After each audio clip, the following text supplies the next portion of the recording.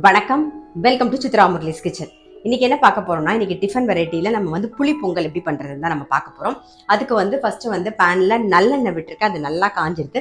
தாளிக்க வேண்டியதெல்லாம் என்னென்னு பார்த்துடலாம். கடுகு, கொஞ்சம் உளுத்தம் பருப்பு, கடலைப்பருப்பு, வேர்க்கடலை,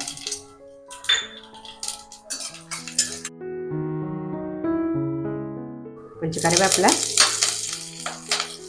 பெருங்காயப்பொடி, ஒரு கப் அரிசி எடுத்திருக்கேன். அதாவது அரிசி எடுத்து அது குருணையா உடச்சி வச்சிருக்கேன். ஸோ அந்த ஒரு கப் அரிசிக்கு வந்து 1.5 கப்பு புளி தண்ணி விடுறேன்.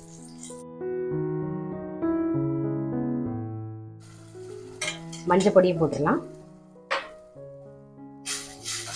2 டம்ளர் வந்து நார்மல் வாட்டர், தேவையான உப்பு. இது நல்லா கொதிக்கட்டும். நான் வந்து இந்த சின்ன டம்ளரில் 1 டம்ளர் எடுத்துட்டேன். ஸோ இதில் வந்து 1.5 டம்ளர் வந்து புளி வந்து புளி கரைசல் வந்து ரொம்ப திக்காக வேண்டாம், ஓரளவுக்கு மீடியமாக நம்ம கரைப்போல அது மாதிரி வச்சுக்கோங்க. ஒரு 1.5 கப்பு புளி கரைசல். அப்புறம் இதே அளவுலேயே வந்து 2 டம்ளர் வந்து நார்மல் வாட்டர் விட்டு இப்போ நல்லா கொதிக்க விட்டுருக்கோம். கொதிக்கட்டும். புளி தண்ணி நல்லா கொதிச்செடுத்து நம்ம வந்து குருணையாக அரிசி வந்து உடச்சி வச்சுருக்கோம். இப்போ அதை சேர்த்துக்கலாம்.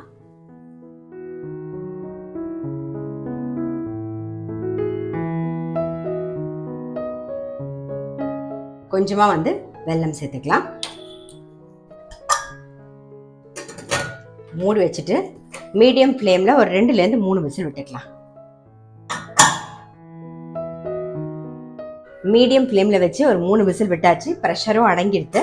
இப்போ நம்ம திறந்து பார்த்துடலாம். நல்லா வெந்துடுத்து பாருங்க.